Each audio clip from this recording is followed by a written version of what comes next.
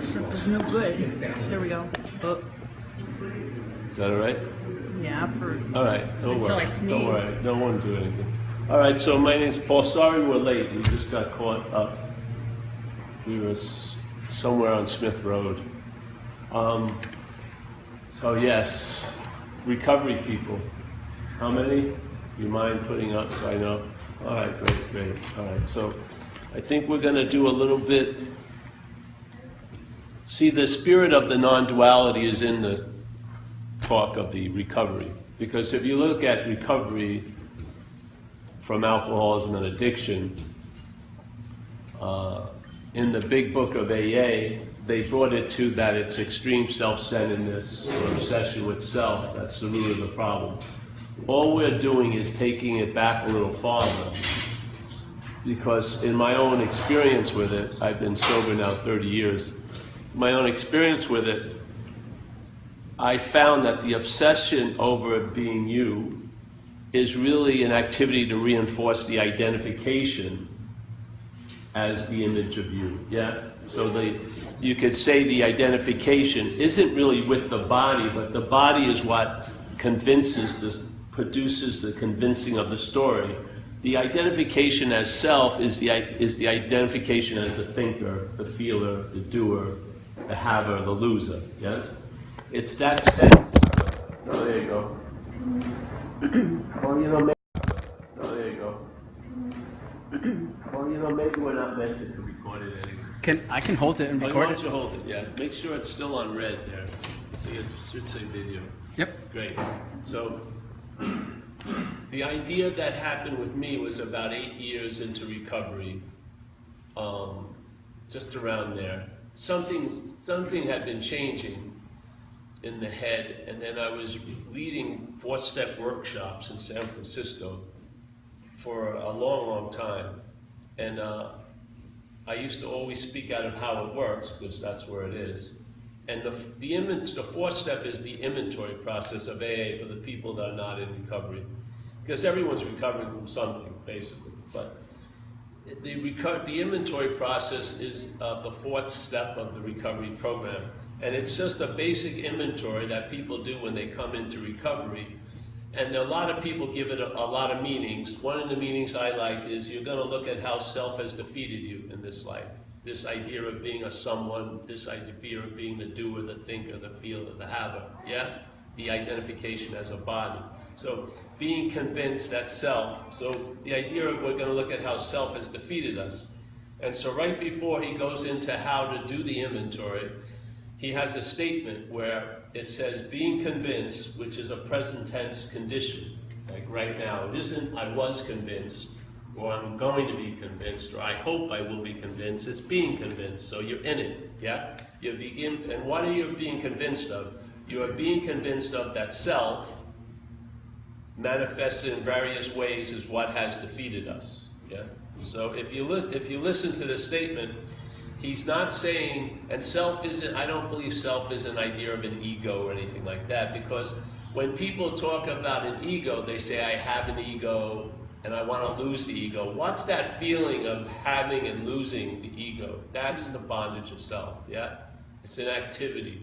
So it says, being convinced that self, manifested in various ways, is what has defeated us. So in this statement, we're the us, yeah? And then there's this thing, or there's this modality, or I like to look at it as a parasitical movement, a mental parasitical movement, or a foreign installment. So that foreign installment, yeah, has defeated us, manifested in various ways. And so if you're convinced of that, we're going to look at this foreign installment's manifestations in our life. And then the next paragraph is resentment, yeah? Now, it's so easy to see that the real dilemma is the act of being identified as self, yeah, or as this foreign installment, because when the foreign installment manifests through us, we call them ours, yeah.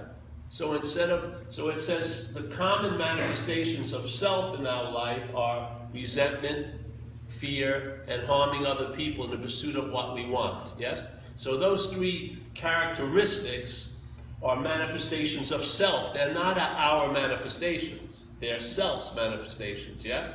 Yet, when people talk about resentments, they call them mine, my fears. So I humbly believe the real activity of the disease that actually causes all the other addictions, which is the mental disease, the addiction to being a self, causes the other addictions, because every time I used, I was basically trying to get out of myself, really.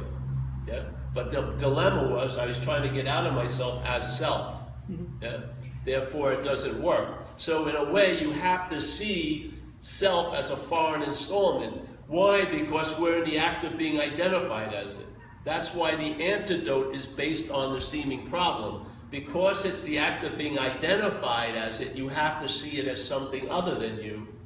Yeah? So that's what clearly happened with me when I was about 8 or 9 years sober. I was reading that sentence, and I saw self as something other than me. Yeah? I saw self, and I saw us as something other than self. Yeah?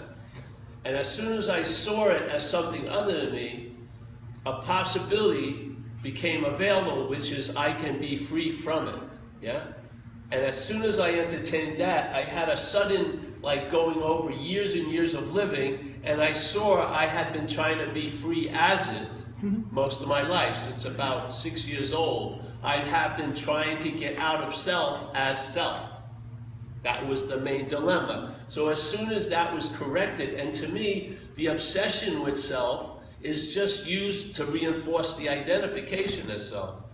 Yeah? Because the identification of self isn't obvious, it isn't natural, it's forced. So you're trying to bond, let's say you want to call it spirit, with a thing. You're trying to take spirit, no thing, and make it a thing. It never can bound, it can never be glued, but what happens is the mental state and all the interpretations of what's going on are a constant application of glue. So every time you look, it looks like it's the same. If you would pause and see, you would see it isn't. But because when we just go in there and look with the eyes of blindness, we think I'm that. But if you know in AA we talk about the pause, if you saw it from the pause, you would see it as an activity. You would see it as something foreign. You would see it, So the main point was I saw it as something else, and then the possibility of being free from it occurred. And since that day, the horse has been in front of the cart. Yes? And therefore, my desire to be free isn't a future goal, it's a possibility now. Yeah? So my idea of a higher power now is it's always available at all times, right where I am, with no requirement necessary. And my idea of a higher power has changed quite a lot, where I'm not turning my will and life over to the care of a power greater of my own understanding. I'm turning my will and life over to the care of a power of its own understanding. I don't want a higher power of my own understanding, because there will be still a higher power. And the dilemma is, if you look at the 12 steps as a linear approach, because there's 1 to 12, and you would say the third step is the most profound principle in the 12 steps, right? Turning your will and life over to the care of higher power, and where they put the huge amount of emphasis on that. Well, in the book, there's something that says to be first before that, which is first, you got to quit playing God, and then next in this drama of life, God is going to be the director, will be the directed, and God is just an indication, is pointing. It's a power greater than self, yeah? So first is quit playing God. Now, what's playing God? How does it look? All right, when you wake up in the morning and you your head tells you how the day's going to be, isn't that playing God? When you wake up in the morning, it says this day's going to suck. It's only 8 a.m., you haven't even rolled out. It's already forecasted the events of the day, actually for years. Isn't that playing God? All right, so right now, the selfing is in the act of playing God, yeah?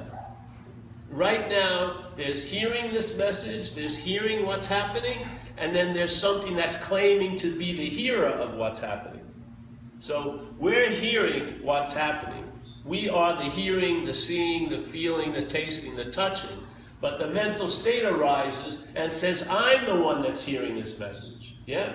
And that which is saying, I'm the hearer of the message, is that which is playing God. So when that which is playing God hears the message, you got to quit playing God, what happens? When that which is playing God tries to quit playing God, that's playing God. Ad infinitum. You can never get out once you're in. Yeah? Once that which is playing God hears quit playing God, that's playing fucking God. And therefore you go into the third step with that as your God, and then your idea of turning your will and your life over is a conditional agreement. I'm going to turn it over, but if it's not looking like it's going the way I want, I'm going to take it back. So it's not surrendered, it's like a conditional surrender. I give it away. Oh, wait a minute, I want to meet a girl. I'm not going to let God set up who my girlfriend is. I want her to look a certain way. I take it back. Then the shit hits the fan, and I believe, well, I'll just surrender again. But you may get lost in the wilderness for fucking years. So to me, when you see you're not that which is playing God, that's quitting playing God, because God doesn't have to play God. Yeah? What you are doesn't have to play something it is. Yeah? So suddenly now, it's very, very, very, very clear, and when the third step is seen, and that decision is made, and the incredible thing is, if this was your life and your will, the program would have stopped at step 3. You would have turned your will and life over to the care of a higher power. End of story. But the thing is, at this moment, when we're taken over by alcoholism, our life and our will isn't our life and our will. It's been taken over by the alcoholism. Yeah? So basically, we're in occupied territory.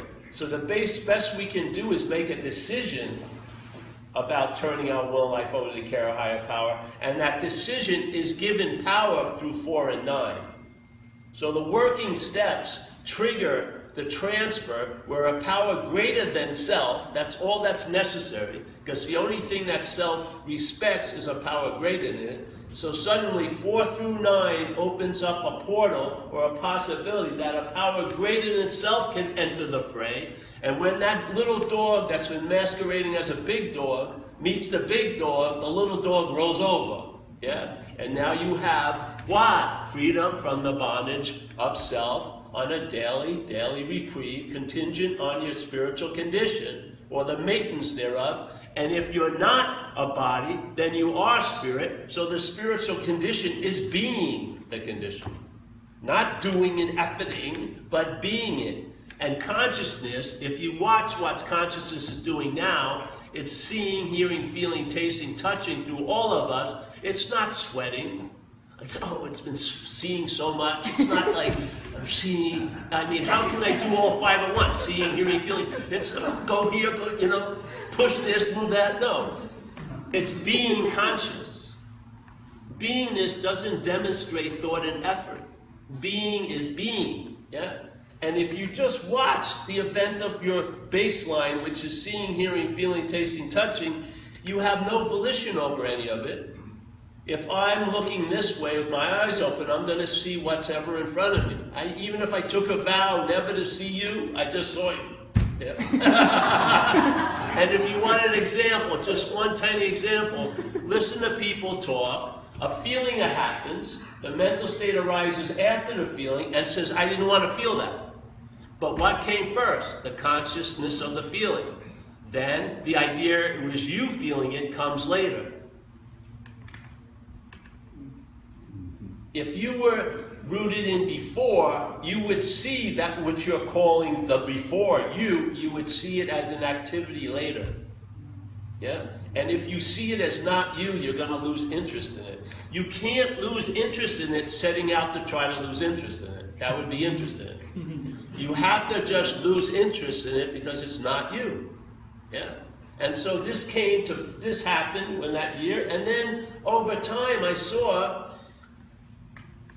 that statement in page 84 where it says you're going to have some events where the problem will not exist for you anymore, but they're still mostly experiences. it can stabilize if the problem doesn't exist as you. So when you see you're not that, the possibility of those experiences of being free from it completely become more and more available. Yeah? And so what happened is, over these years, as an observation of 19 years of living or something like that, what I can say is, there's been a stabilized traveling lighter with whatever life had in store for this action figure. So everything has happened. My friends have died with cancer. I've had this and that, money, no money. But whatever life had in store for me, I've traveled lighter over it. What more do you freaking want?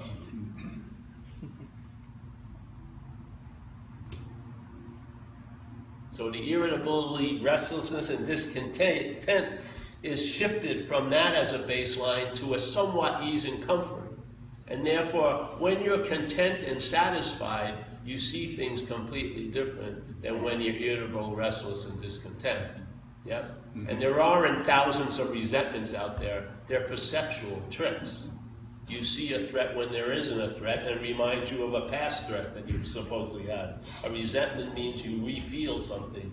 Well, we resent, we rethink, we rehash, we redo. We're reing all fucking day. We're like in a spin cycle and we never get out of it. Yeah? It's like the same old, except with different nouns, you know. Instead of Mary, it's Susie. You know? But look at, you're in 20 relationships, let's say 15, none of them worked out, and you're the only constant in all of them. Yeah? You gotta see something. There's a little hint there. Yeah? You're rolling things. Seriously. And so this happens, you know. It wasn't I would have been a circuit speaker if this hadn't happened. I swear. It ruined my career in AA. Because it's difficult, because here's the message. This message is selfing. Doesn't particularly like it a lot. Some people like it, but when they go home and think about it, they don't like it. So, but I believe you are that, and I believe you've been served the spiritual subpoena already. I believe you got it when I walked in. You don't even have to notice it. You've got it, and in fact, that which you are has heard what it needed to hear. Because if you keep trying to be what you are from what you're not, it's not going to go anywhere. But if you can see what you're not from what you are, that goes somewhere. Yeah. Mm-hmm. So if you can look at the parasite from what you are, instead of looking for what you are from the parasite, it changes the whole ballgame of recovery. Yeah? And then the steps make perfect sense. Yeah? The first step is powerless. I'm powerless over alcohol and whatever else. And my life has become unmanageable. Now when I came in, I believed, the way I read that first step, I thought if I stopped drinking, everything would get manageable. I was in for a rude awakening. It didn't work out that way because that doesn't work for me, that step. If I would change anything in the 12 steps, it would be my managing caused me to drink. My managing is what made life unmanageable. I'm just not managerial quality. Yeah? So the idea of powerlessness means, in my view, that you're dancing with a gorilla and you're going to stop when the gorilla wants to stop. Yeah? You may not be in the dance, but as long as it's fucking, you're going to do it. And this is what trips me out, though. If you're powerless over something, then are you truly responsible for what happens? You're accountable in this world, but are you responsible? So, if I'm powerless, when I used to drink and use, I was apt to do anything to anybody unless you could physically stop me. Yeah? What flips me out is why so many of us in the community are still letting the parasite harvest crops of guilt and shame based on the shit that it drove us to do. Yeah? So if you look at now, when you come into AA, a lot of us, you get the sense that a power greater than you is doing for you what you can't do for yourself, and when things are going the way they're going, you're giving gratitude towards that, and you're feeling like, wow, it's grace and tons of coincidences happen. Some people in AA, I know their whole life is indirectly or directly based on AA. The wife they married, the jobs, and with everything came from AA. And we all have that seeming ability that we can go, well, God, it's God's grace, God takes it. Why aren't we applying that same attitude to the small God that had us before we were sober? We keep fucking claiming and taking all the guilt and shame for the shit we did then, but now we're not taking any credit for the shit that's happening now. We're just under a different power, yeah? Why not apply that sense of freedom from ownership of what happened now when it's all good to the incredible incarceration by owning all the shit?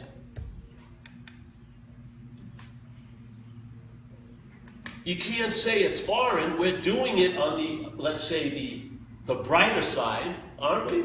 I mean, hey, God's doing for me what I can't do for myself. But something that other God did to me what I wouldn't do to myself. Did to me what I wouldn't do to myself. Allowed me to do this shit that I would never do to anyone else. Yeah? Why isn't it that? Why don't we see that?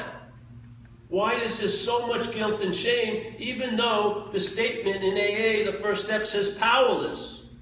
You were powerless over what was going to happen. Yet, the mental state's harvesting fucking crops all day from those fields of what you did back then. There's so much more freedom in the first step, if you can see it. And we're doing it concerning, like, surrendering over all this stuff to God now. Why not say, hey, listen, I'm tired of fucking taking a rap for all that shit. I'm going to pin it on the parasite. Yeah? As it said, the pastor, I don't shut the door on it, but I sure don't send my fucking farm tractors in there to harvest guilt and shame. Oh, don't shut the door, stuff like that. Why not? That's because I saw I was powerless.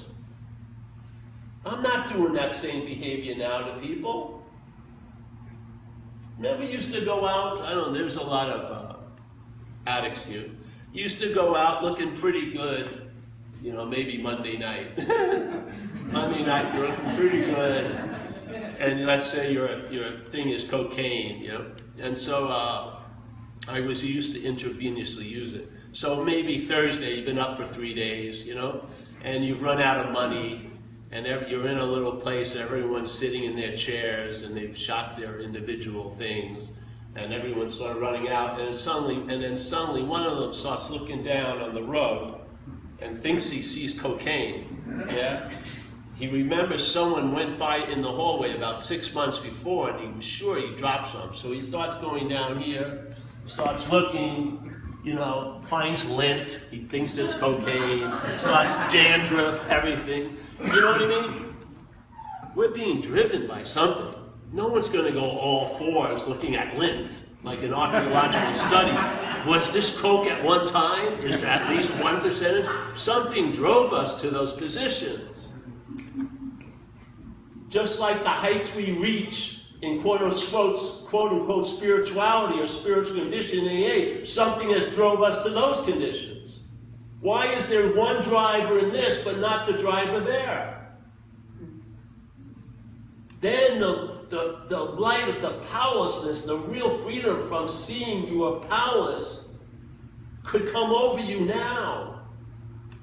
It's not there to massage the past. No, the past is what it is in of itself. It's how the past is still lived now. You could be free. That's a bone I have now with the community. Because you have the ability. I have the ability. It's easy to give the praise to something. Well, why not do the same to what's happened to us under the parasite? We were taken over. If you took all of us here, yeah? All different ethnicities, let's say, different upbringings, different education, and the addiction takes us over. A lot of us end up at the same 3 parking spaces, institution, jails, and death. Yeah? There's one driver of the whole fleet.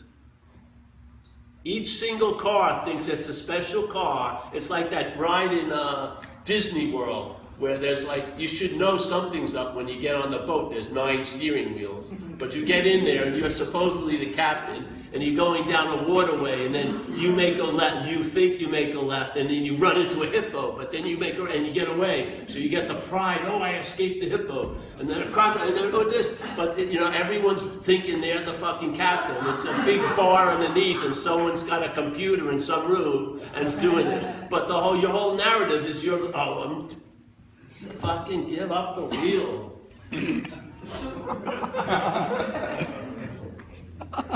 It's like you have an incredible engine and you keep it in stall, it stalls. You constantly let the parasite stall it. Because it still has you in the sense of being the doer. Yeah. And there's no forgiveness. You'll forgive everyone else, you'll make all your amends, but you'll still keep yourself on that hook.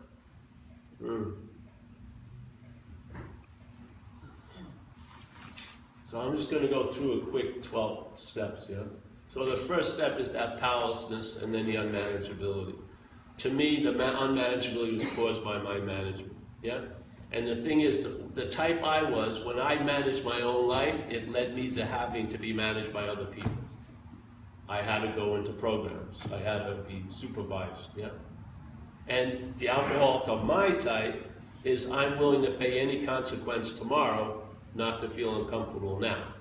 And that's the imperative. With active alcoholism, there's a fucking raw urge there that I am apt to do anything to get some relief, immediate relief. I don't give a damn about what happens tomorrow.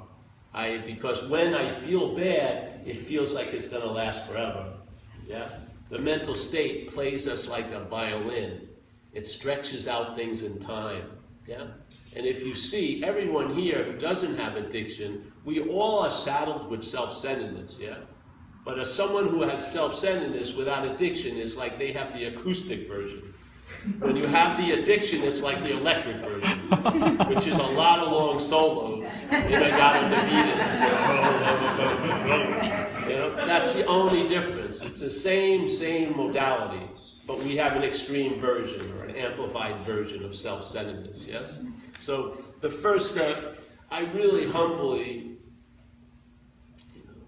that powerlessness, I remember the first amends snuck up on me. I was in a room with some friends. We had passed a lady coming up the stairs, and she had paint on her pants. My friend went out, and I was a house painter, and he came back in. He says, oh, my neighbor would like to talk to you, and I thought she wanted some painting advice. She came into the room, and she said, hello, Paul, do you remember me? I go, no. She says, you owe me $500.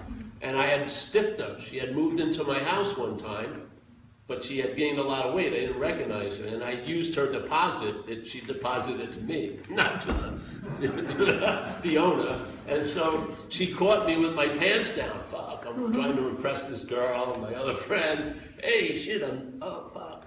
But I didn't feel any guilt or shame whatsoever because I had gotten the disease. I had gotten the first step. I knew that what I did to her, I would have done to anybody, unless you could stop me. I saw the working of an understanding of the first step. I got the tactile fucking traction in life. I did not have guilt and shame when she called me out on something. Because I knew I would have done it to anybody.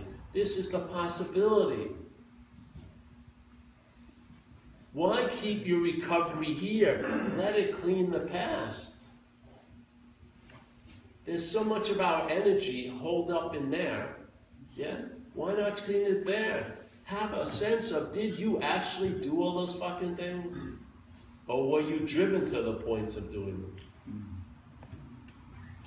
So, all right, so the second step to me is an observational step. Other people have a lot of ideas about it. But to me, it says, we came to believe a power greater than ourselves could restore us to sanity. And that sanity is concerning the first drink, the sanity before the first drink. It's not about all your crazy little things, but the insanity that precedes the first drink. Yeah? That's what you get restored to. All right? So what I did is I came to AA. People said, hey, why don't you come back? I said, okay, I hope you're right. So I started making decisions on hope. And they said, get a sponsor. I said, well, maybe not now, you know. And they said, sit in the front, listen to people. I did all that. And I did all the suggestions. And that hoping they were right turned into a belief quickly, because AA delivers the goods, and then it turned into a faith. And I had already come to believe because I had not drank in 8 weeks, yeah, which I could not possibly do on my own. But coming in AA, I had not touched alcohol or drugs for 8 weeks. So I had come to believe that a power greater than myself had restored me to sanity, because it had. I didn't have to do anything else. I saw that, and then you move right to the third step, which is turning one's will over to the care of a higher power. Yeah? That's it. That's what it is. And it's a decision because you don't have your life and will. It's taken over by the parasite. Yes? You don't have it yet. So you're just making a decision, and then 4 through 9 is what activates the power to initiate that decision to be made, to give it flesh and blood. So when someone sings the glory of the third steps, they've usually done all the steps. Yeah? So 4 through 9 are the working steps to sort of diminish the mental condition so the spiritual condition can become obvious, right? Not to the mental condition, to be obvious to itself as the spiritual condition. Do not waste any time trying to make your mental and physical state spiritual. It's not their calling, yeah? You are spirit. So when the mental obsession diminishes, then the obviousness of what you are becomes what? Obvious, yeah? So now you have that feeling of a new power flowing, you sense this presence, you learned how to face life successfully, you have a new employer, being all powerful, it's going to take care of you. All you got to do is 2 requirements, stay close to it, and you can't be far from everywhere. So that requirement's already met. And then do its works well, so do some freaking service. That's it. That's the requirement, and it says you'll be taken care of as this little action figure if you do that. All right, that's the deal. And has it been true for you? Yes. It's been true to me for 30 years. Yes. Yeah. What is the point that when are you going to be convinced? Or are you attempting to convince that which can never be convinced? In the innermost, which is not the mental state, there's convincing. Yeah? It's in the innermost, that's where the real admittance of powerlessness gains traction. Not up here. I admitted I was alcoholic tons of times to get another drink. I admitted I was a drug addict to get some cocaine. No, it's the admittance in the innermost, yes? Not up here, but what we really are. And that can be convinced. Yeah? That day I get downloaded, I got struck sober in a trailer park, Calistoga, on a regular day at the office, just trying to stay loaded until I could get high. And I was up against that Mount Everest of many, many users in the last months of their using. I had no money to do what I wanted, so I'd have to convince others to do what I wanted. And my batting average of success was going down precipitously, convincing others. So I was one fucking angry person, because I couldn't get what I wanted. Well, there I was, and I came to, so to speak. I had been gone, one of those blackouts. I came to. I didn't know how I met this guy, but there I was in a trailer with him. I was sitting and he had a big head and a bulbous nose with big varicose veins all over his face. And we were passing a bottle of vodka, Royal Gate vodka. I don't think you have it on this coast. It is, it's probably Smirnoff here, but it's cheap. So we're passing this bottle, and I looked at him, and I said to myself, this guy's a bum, you know. But lo and behold, he was seeing me as a bum, it seemed to me. And something happened, and almost like a portal opened, and something downloaded, not to this, but to the innermost.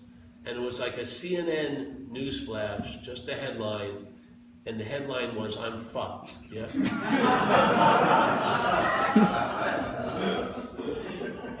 Literally.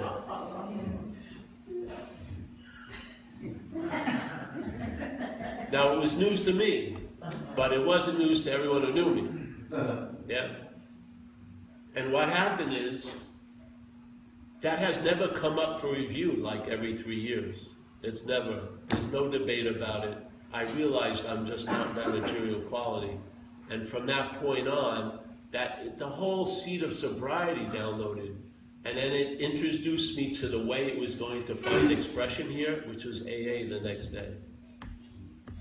So I didn't get sober through AA. I came into AA sober. I stayed sober through AA. The sobriety downloaded, but it needed a way of life to express, and AA is the way of life to stay sober. And it just keeps playing out. And I've never had a strong urge or a thought about getting drunk or loaded ever again. So the problem truly has not existed for me, which is mind-boggling. I mean, that's worthy of the term solution. I think a lot of solutions are peddled around here that aren't solutions. They demand so much freaking work and effort. This thing is truly the easiest off the way. Yeah? So the fourth step is when you really feel like you join AA, because you haven't done anything yet, really. The first three, they're more reflective. The fourth step, you're asked to do something, which is write a simple inventory of how self has defeated us. Yeah? And so, as I said earlier, the way I looked at it at first was somehow, I didn't know what they were talking about, but I knew self was me. Yeah? Somehow I had something to do with it, and I really fucked up and shit like that. And I saw like who I was mad at and why, but I didn't see my role in it, yeah? So I think everyone who's getting drunk tonight in Doylestown does the first two columns of the fourth step. They know who they're mad at and why, but it just leads to another drink. AA just takes it back another way to see your role in it, and that's where the relief is, yeah? So I finally saw my role in it through listening to the Joe and Charlie guys. You ever hear of them? If you haven't, I'd recommend checking it out on the internet. It's still available. These two old dudes in AA would go around giving 4-day big book seminars. And by hearing them explain it, it made a whole lot more sense than when I read it, or when I read it with my sponsor, yeah? And I was also there at this thing with 600 people who were enthusiastic about sobriety. Yeah, they were really into it. And when they explained the fourth step on Saturday morning, I understood how first column was connected to me. And I ran to my motel room and I did another fourth step with understanding, and that was hugely different. And that's really the drive that I do in AA. I want to just share an understanding, because understandings have been incredibly helpful for me. When I understood something, it opened up other possibilities, yeah. And so I saw my role in things, and then that role in things was actually the parasite masquerading as me. But first, I had to own it to disown it. I can't start at disowning it, because that's a fucking way of trying to avoid something. I owned it completely. I let everything land on me, and then I realized I was not that, yeah. And so the difference between a resentment and my resentment is huge. My resentment is a 40-year fucking altar, you know, that you put your failed marriages on, fucking losing that job and everything.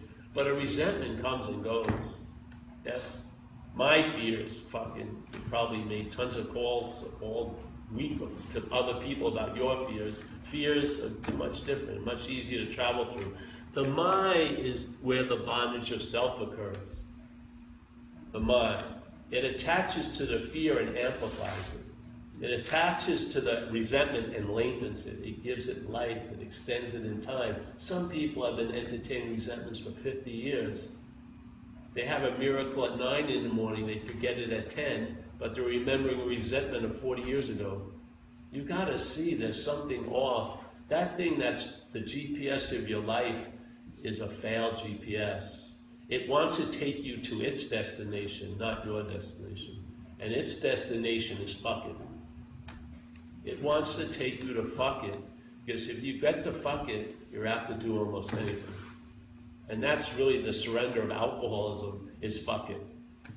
And active alcoholism is trying to lead you to the point to go against all the evidence that's there not to have a drink, that it makes fucking sense to get loaded again. Yeah? And if you take it to be you, you're gonna fall for that swoon. See, if you could hear alcoholism as Stanley's, and you're a Paul, you'd have immunity. But because the alcoholism talks to you as you, That's why we listen to it, really. You wouldn't listen if it was anyone else saying this shit to you, but you listen like a freaking devoted saint when it's about you. Yeah, that's the bondage of self, and that's where the relief of AA works. You lose interest in self and you gain interest in others, or other, yeah? That's the freedom of it. So I'm going to rush through. Fourth step, you know it all anyway. 4 columns, you look at fear, resentments, harms done to other people, usually looking at your sexual behavior, yeah? And you see your role in things, and then all this stuff you share with another person or someone, and hopefully you start seeing the patterns of how self has defeated us. And to me, the most workable steps when you're sober, especially as you get on in years, is 6 and 7. Yeah? Because if I'm at a meeting, because it's not my alcoholism, if anything, it's our alcoholism. So when someone's sharing about alcoholism and it hits me, I do immediately, I go, hey, I'm entirely ready to have this removed, or reconfigured, I like better, and then I ask that power to do it. And I believe to do 6 and 7 in a meeting setting, there's a lot more juice. There's that loving God that's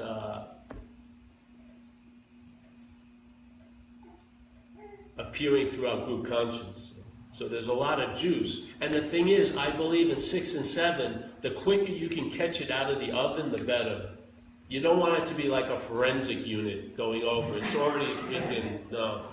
You want to catch it as it's happening. And when you see it and you surrender that, you don't manage it, you surrender it, things change, yes? And suddenly now, instead of realizing you shouldn't be in the house after you paid a 20-year mortgage, you see the blueprint making the house, yeah? So now the pause becomes incredibly influential, and the pause is our really first appearance of what we really are in our whole life. That's what we are. We are the pause. We are that spiritual, eternal moment. And if you can see your own life, how just 2 pauses can change your whole life. If you could just have a pause just before you pulled that fucking trigger, or fucking had that extra drink or something like that, or said that stupid thing, things could have gone totally different. That pause becomes the norm now. So 6 and 7, 8 again, in AA we just write a list of who we've harmed, because amends, it's very, very freeing. And I'll give you the example how it worked with me. I was running around San Francisco, and I lived in an area called North Beach. And I used to go to a marketplace called Rossi's Market, and I would steal 2 16 cans of beer for the front and a steak in the back, right? With a long thing. And I'd get out, and that would be my food and then my carbohydrates until I could try to get some drugs.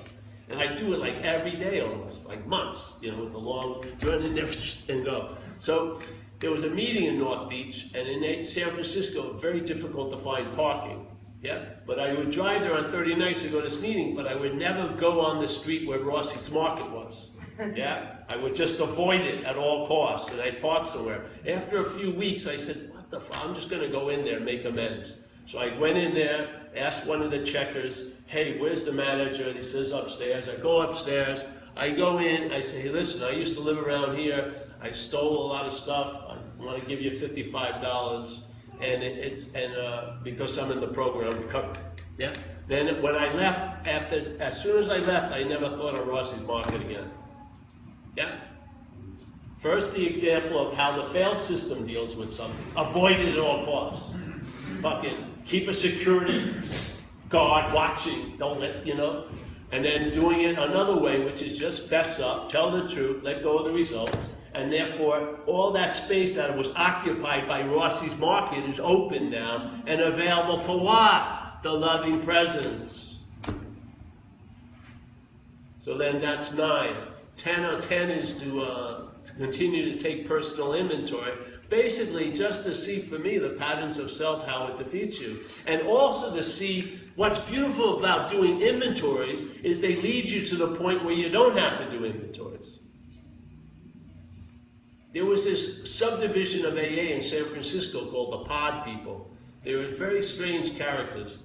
And they used to do a thing, they'd do all the 12 steps in a letter, all at once, and all day they'd walk around with a book and write every fear that come up, writing fears, and they'd have their own meetings. It was really strange. But they would come and see me at this 4-step worship and sort of attack me.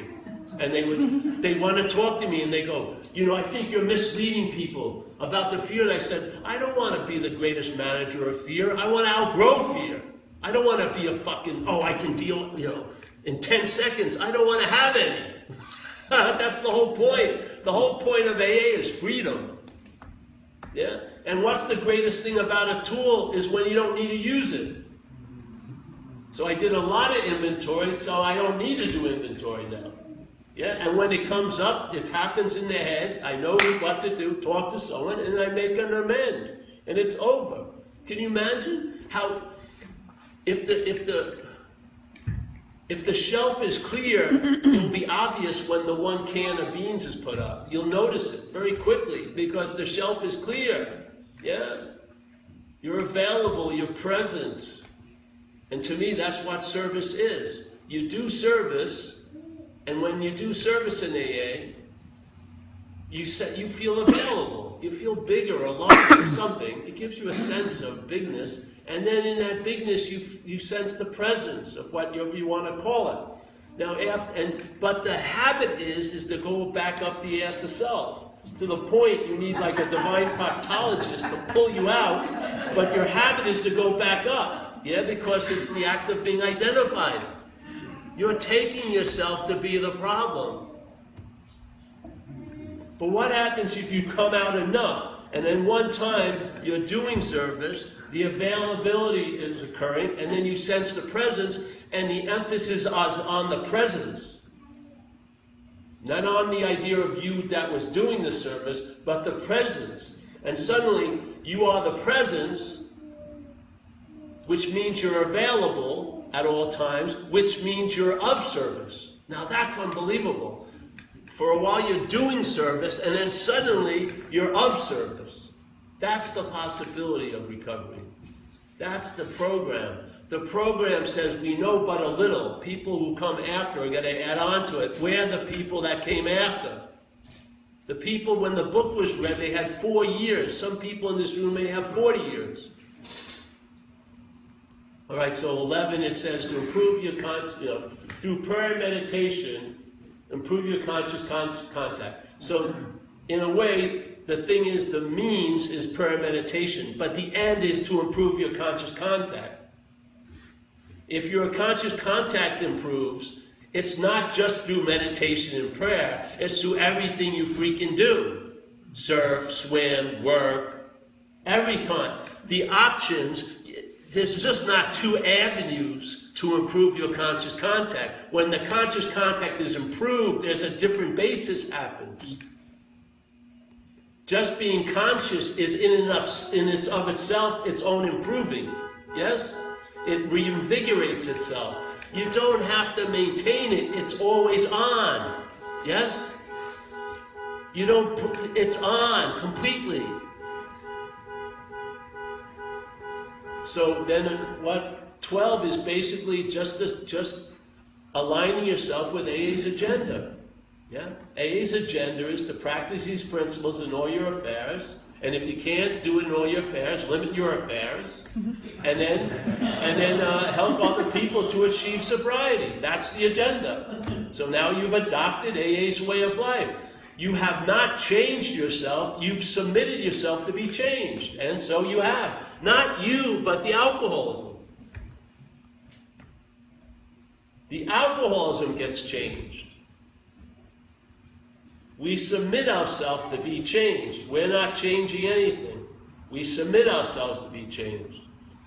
When we turn our will and life over to the care, or when we do step 6 and 7, it's like putting the garbage out at night on Tuesday when the garbage man comes Wednesday. You have faith the garbage man's coming. You don't sit up all night waiting, oh, is he coming, is coming. You just turn it over, and that's all your jurisdiction. And then, because the whole point is not for everything to get great for me, but for me to be of maximum use. And I don't know what that's going to look like or entail. Yeah? That to me are the 12 steps. Tonight, in an hour, I'd say it differently right now. Because that's the livingness of the steps. The livingness of the steps can be captured every freaking moment that you're living the steps. And it may be a little different. I don't have a fucking tablet with the steps on it. I've been living under the steps and the principles AA for 30 years, and they have produced an effect. Yeah? And you know the most beautiful thing of all of it is when acceptance floods in. When acceptance now becomes the atmosphere you live in, not that fucking slave driving, having to get better and critiquing. No, you've recognized the urban renewal project is canceled. You've recognized at best this is a utilitarian thing. It's not the chariot of the gods. You are of spirit. As Jesus says, you're in this world, you're in this body, you're in this time, you're in this thing, but you're not of this world, you're not of this body, you're not of time. Yeah? So this is taken care of quite well. It knows what it likes to eat. It doesn't need a lot of surveillance. I'm not burning houses down. I'm just chewing cud here and there, getting a coffee or a thrift store. It's nothing to write home about. So when you needed to be highly observant, you weren't, and now you should be free. You're fucking highly observant. What are my motives? Fuck. Do you think when you do service, if you feed somebody, here's someone going, I think I'm embellishing myself when I do service. The person who's getting the sandwich you're handing them doesn't give a shit. He wants the sandwich. Fucking stop. Oh, I better stop doing service. Fuck that. That's obsession itself. The service is being delivered. Your narrative about who, what, that's all the selfing. It's the disease talking to you as you.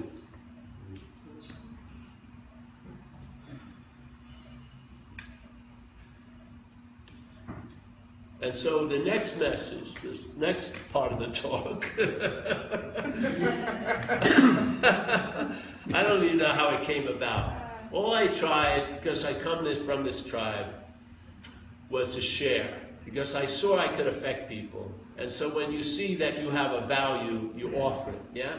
And the type of person I am, I'll do for AA what I wouldn't do for myself. AA brings the best out of me, and what it brought was I was able to describe and articulate people things that they feel, but they can't describe and articulate. So I just was put to use in AA. But what happened is we made a website one day, which was a big mistake, and then people got some of these downloads, and from outside of it got in touch with me.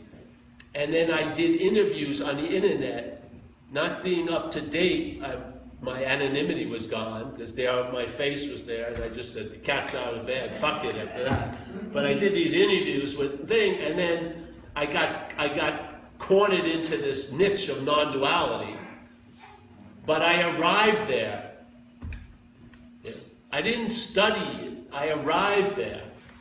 I arrived at non-duality, not as a topic. Something had fundamentally changed when I saw I wasn't a thing. Yeah? And so I started speaking to other groups, and then what I found was spiritual addiction. At first, the first groups I went to that weren't recovery, I wasn't motivated to speak. I said, hey, these fucking people have it pretty good, you know? They're not fucking living on the streets and fucking... But then I realized, Jesus, they're fucking really ill. And then the thing is, with the spiritual disease, the spiritual addiction, there's no intervention. No one's going to come and say, oh, you got to leave the spiritual meeting. Come on, put the DVD down, stop. No, they're going to let you go on 30 retreats. They're going to let you buy 50 fucking books. They're going to let you go running around, looking. Yeah. It's an illness, just like them all. They're all driven by self-centeredness. But they're all dumbfounded by the statement, self can't get out of self. When you're identified as self, you don't know you're identified as self. So now you call self something like the ego, and you attempt to get out of it, but you're trying to get out of the real problem as the problem. That's the problem. Yeah? So in non-duality, all that happens is, non-duality, if you've never heard it, or if you have, I'm just going to give you my take on it. Non-duality just means not to. Yes? Not to. It's called a negation. It's not called an affirmation. It's not talking about what is, it's really talking about what isn't. Yeah? Because its belief is what is identified as what isn't. So by talking to what is about what isn't, what is goes, hey, I may not be that.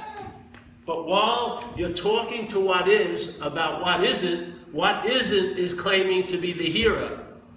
Yes, this is the dilemma. So when I do a talk like this, I'm not talking to you. I'm throwing the message over your head, because if that which we are is everywhere, I don't have to throw it far. Yeah? Throw it over your head with the hopes that the mind catches it. Because I know the mental state, claiming to be you, has a huge defense. It has like 1,000 bits, and it's catching every message. So here we are, all lions, yes? All lions. Now many of the lions in this room, just as an example, I'm not saying, I'm not saying anything. But many of the lions in this room are taking themselves to be a sheep. Yeah? So this lion is coming here, and the sheep see it as a sheep, but I don't see it as a sheep. Yeah? And I don't see you as a sheep. So there's a lion, a lion, a lion. So what I do is, I just say, hey, you're a lion. You're a lion. And now the lion in you goes, oh yeah. You feel something, and so here's the message. You're a lion. You're a lion. You're a lion. Pretty direct. But when it hits this area, the sheep program claims it and says, I can become like a lion. You see? That's not the message. So there's no point in talking to the sheep about the lion, because the only way the sheep can entertain it is I can become like one. Yeah? I'm talking to the lion about the sheep, because you're not a sheep. Yeah?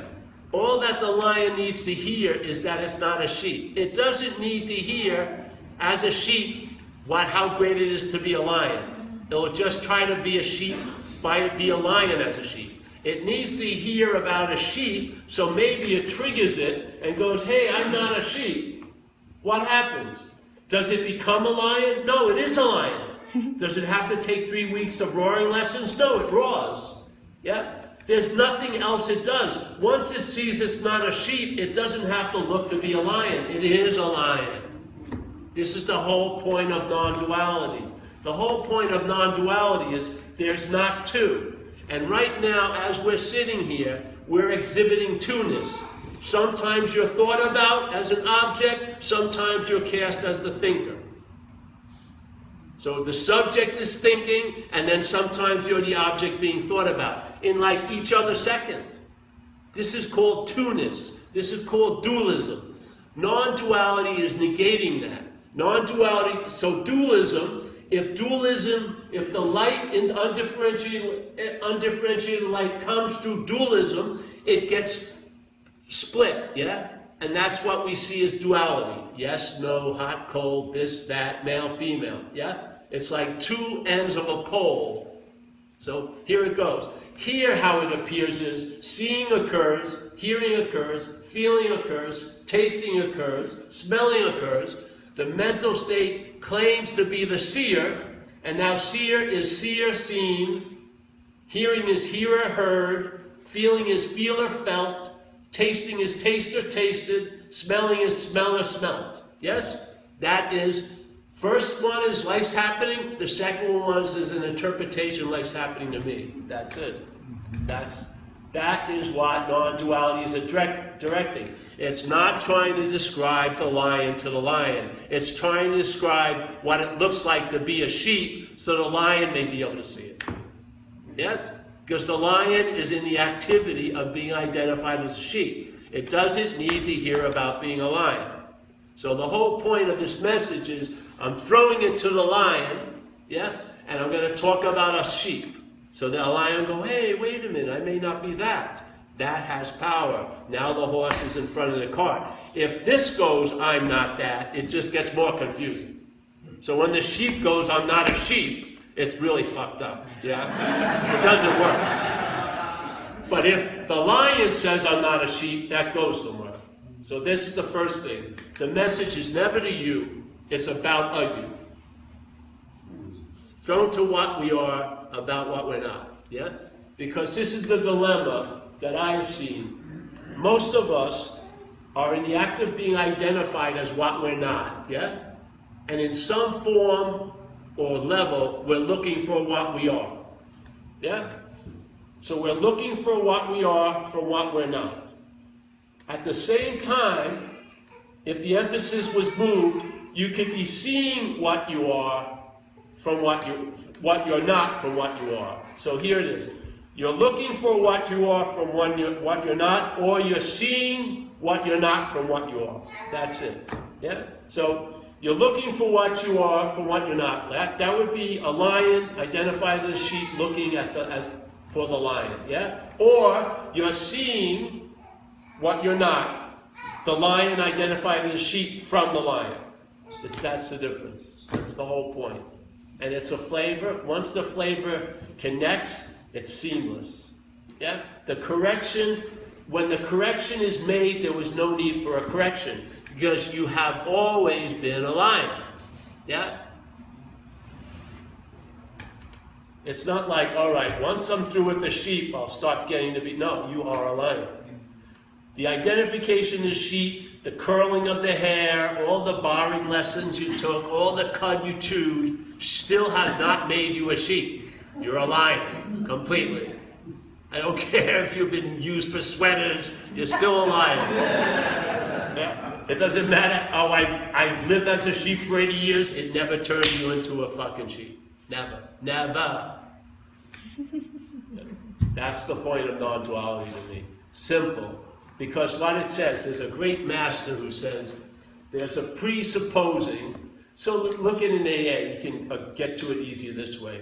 The acronym for fear, false evidence appearing real. You use that around here? So that's usually what's happening in the head, yes? The head is presenting false evidence appearing real. The evidence is usually coming from what's not happening.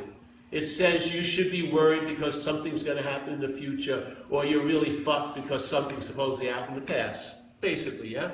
So it's the false evidence is coming from what's not happening, and it's being presented to what is real, which is us, now. So there's false evidence, and then it's presented to us, and then us as being what is happening, take it to be true, then suddenly the false evidence appears to be real to us. Yeah? That's exactly what's happening. So the mental state is presenting false evidence to what is true, which our spirit, and then it convinces us with this little story, and then suddenly the false evidence appears to be real. False evidence could not appear to be real unless it appeared to be real to what's real. How else would it appear to be real? It would have to appear to be real to what's real, yes? That's our role. We are what's real. So non-duality is just a negation of the dualism and the duality of a split mind. Yeah? And it's more I'm not that than I'm something else. And by negating what you've taken yourself to be, you find out what you are. By looking for what you are from what you're not, it reinforces what you're not. So this great master says simply, there's a presupposing of a non-existent thing, and this body is not existing unless animation, yes? Have you ever seen someone you know dead? They weren't there, were they? The body was. You were claiming the body to be them, but when the animation's gone, it's obvious it wasn't the body. I saw it with my Uncle Fred when I was young. I was brought to the casket when I was 9, looked in, saw Uncle Fred, and I said, that ain't Uncle Fred, because the body was dead, there, but the animation was gone. Not gone, but not animating the body. But in hindsight, I realized I was taking myself to be the body, so therefore I just saw the same mistake in him. But when it was corrected by the dead body, yes? Where was I? A dead body. No one's following it anyway. Great master presupposing. The presupposing, yeah. So the presupposing of a non-existent thing, wanting to get salvation for the non-existent thing. Just hear that, yeah? All right, the presupposing of a non-existent thing, and then wanting to get salvation for the non-existent thing. Now, if there was salvation, if there was salvation, let's say if there was salvation from a non-existent thing, wouldn't that be always available? Because it's non-existent, yeah? So it says the presupposing of a non-existent thing, then wanting to get salvation for the non-existent thing. If this is the case, the spiritual practices themselves are reinforcing the non-existent thing. How can they destroy it? You see? So there's a claiming, while we're doing an action, there's a claiming of being the actor. The bondage isn't through the action, it's using the action to imply the actor. The bondage of self. So meditation occurs, but while the meditation's occurring, the mental state is claiming to be the meditator. That's where you get bound in spirituality. To the point where if you miss a meditation, you think the whole day's going to suck. Don't you? You run home at noon. Oh, I got to get that hour in. I mean, that's not freedom. That's slavery, yes? Yeah. So the movement of the selfing, the claiming, is very fast. Supposedly in like 4 seconds, the sense of self arises. I don't believe there's any process you can do out in this world that will be before that process. So whatever you do, the mental state is going to attempt to claim it. Yeah? And if you don't know it, you'll be looking from its effects. So the whole point of this meeting is to just show you the diagram of the basic heist of the mental state. Because in this thing, you're the burglar, you're the policeman, you're everything. Yeah? So if you see it, there's a possibility. The heist, the pantomime of the heist will continue, but there'll be no fucking money. Your interest and attention will not be in it, yes? You'll be free from the bondage of self. So the whole act of selfing, I didn't get this to this in AA. This is good, I like this. Do the one talk, go into this. I have a term called selfing. If you're interested, go to BitchSlap on YouTube, Paul Hedderman. There's tons of YouTubes, all for free. And I present basically the same case every time, just in 1,000 different ways. Yeah? But one of the terminologies I use is selfing, which I would say is the act of being identified as a self. Yeah? And that self is seen as a body, but the attributes that really bind you is the doership, the thinkership, the feelership, yes? The claiming of seeing, hearing, feeling, the thinking, all that. That's really the bondage. The body represents it. So when you think of yourself as the thinker, you think of yourself as the body. When you feel like you're the feeler, you feel yourself as the body. When you sense that you're the doer, you feel like you're the doer as the body. Yeah, so the body is the way to, is the true convincing here. But the claiming, the selfing is more about ownership. So shit you have nothing to do with, it says you have a lot to do with. You check the language, have you? I've come here, we used it a lot. I hadn't been in New York for a long time. Came to do a talk. A guy who'd seen me before says, "Hey, Paul, you're growing your hair." And so I was sitting there, I go, "Yeah, I'm growing my hair. I'm doing really good. It's looking pretty good." And he was balding. I said, "You're not doing good, bro." And I said, I go to this hair growing class once a week, and we get together for 3 hours, and seems to be doing good. I got a half an inch a month now. And I got a lot of pride about my hair, and fucking love wind, wind, and stuff like that. But in fact, all I had to do was not cut it. I had nothing to do with growing my hair. But the language sounds like it, yeah? So I'm in the water surfing, my knee goes out. I haven't surfed since. I had 2 operations on this. But when I would tell people what happened, I hurt my knee. It sounds like I went in the water with a hammer, and boom, boom, boom. It sounds like I did the hurting of the knee. I didn't, yeah? The language is supporting the selfing completely. It's like you're living with a hypnotist. It's constantly saying you have a lot to do with shit you have nothing to do with. Literally, literally. So the idea of selfing is the act of being identified as a self. It's not a verb and a noun. The whole thing's a verb. So this is the whole thing. If you could see it, it would really be cool. So this guy in LA has seen me many times. So I was there speaking, and he says, "All right, Paul, instead of calling it selfing, let's call it Pauling, you know?" And he says, "All right, Pauling, on a bad day, how much is Paul Pauling? Is it 80%, 50%? When you're really having a good day, is it 10%? And he goes on and on. I said, no, you miss it. There isn't a Paul Pauling. There's the Pauling that implies the Paul. You see, you come after. The feeling of being you comes after the presupposing. So the supposing presupposes itself to before. So here you go. The head is selfing, yeah?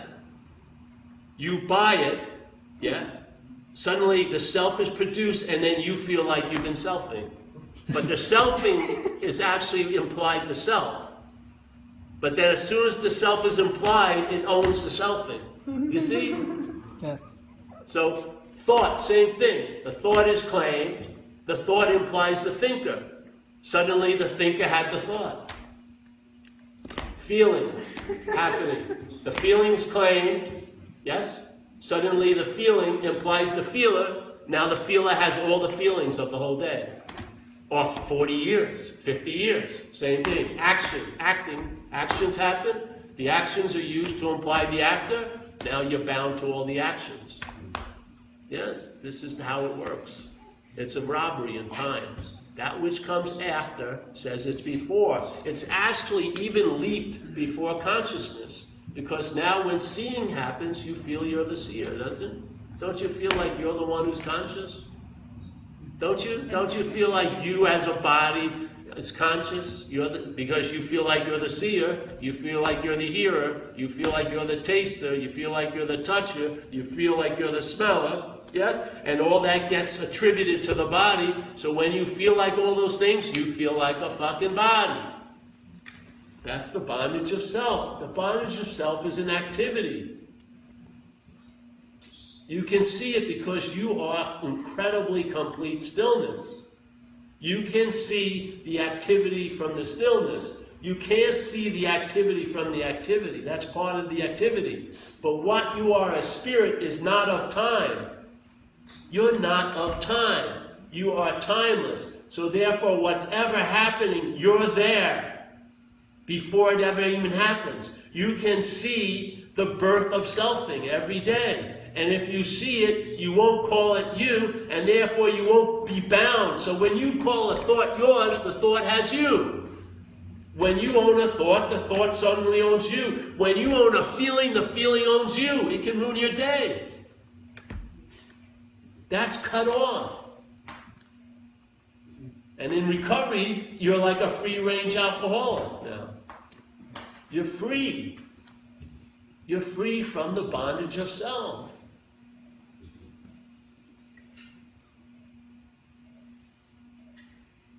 So non-duality, to me, is not a path at all. I don't even think you can use it as skillful means. It's just a fact. Yeah? It's just stating a fact. There's no two. There's no subject-object. There's no this or that. It's just just nothing and everything. It's just what is, yes? And then this little charade is appearing in it. But it seems like because we're identified with the body, our interest and attention is focused on this little character, and we're missing the whole huge stage. It's sort of like that old statement: "You miss the forest from the trees." You miss you miss the forest from the trees. We're so identified with the singularity, we don't see the wholeness of it all. Well, we'll never see the wholeness, but we'll see from the wholeness. Yeah. So I think they really beautifully work well because AA, as in the life of the action figure, has brought us to some incredibly clear understandings that we wouldn't normally entertain, which is, hey, any life run on self-will can hardly be a success. Yeah? That self is what has defeated us. We have to be convinced of all things, of these things. We've already done all that, yeah? We've seen enough of the foreign installment. Yeah? This idea of, if you see something that's not real, see, you don't have to vanquish the non-existent thing. It never existed. You don't have to be worried it's going to resurrect. It never resurrected. It can't re-resurrect. It's non-existent. It's you casting a shadow and taking yourself to be the shadow, basically, and then trying to look for you.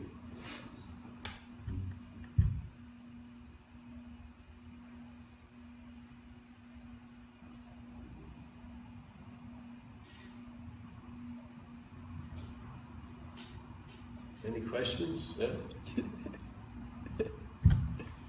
Yes. Okay, let's see how I want to put this here. I'm sitting here thinking, well, this person, this self, is 31 years clean sober, 35 years doing the Course in Miracles, blah, blah, blah, blah, Rage Alcoholics Anonymous, Suicide Anonymous, and I spent the whole day angry and service people on the phone. What does that tell you? That nothing's working. That's what it says to me. But I only know to acknowledge my feelings. Like you said in the beginning of the talk, you said be accountable. Not responsible, but Yes. accountable. Yeah. So the only thing I know to do is go, I am accountable for these feelings. But it's time to move on from that. You've been accountable Yeah, enough. if I go, oh, don't be angry, it's what you said, then you're just, there's something happening, and I'm going, don't be it. Don't be it. No, you see, it doesn't work. No. I think I can't get. Just ask you a simple question. Just then, if you're having difficulty, just use a subjective question. Who is it that thinks it's angry? And when it says Well, I would it's... say my ego. Well, then when it says that, ask that. Who's that ego? Yeah, It's just nothing. ask it. It's Well, nothing. It's not go, real. just hit, it's sort of like if it has a reaction, answer it, ask it again until there's no reaction. Then it's sort of like going to a house. If you knock on the door 1,000 times and no one comes to the door, it's pretty obvious no one's home. Yeah? This is what happens. This whole pretense of you is paper thin. If you turn the attention that it's directing outward, if you turn it on itself by a simple subjective question and keep the pressure on, don't take its first fucking answer.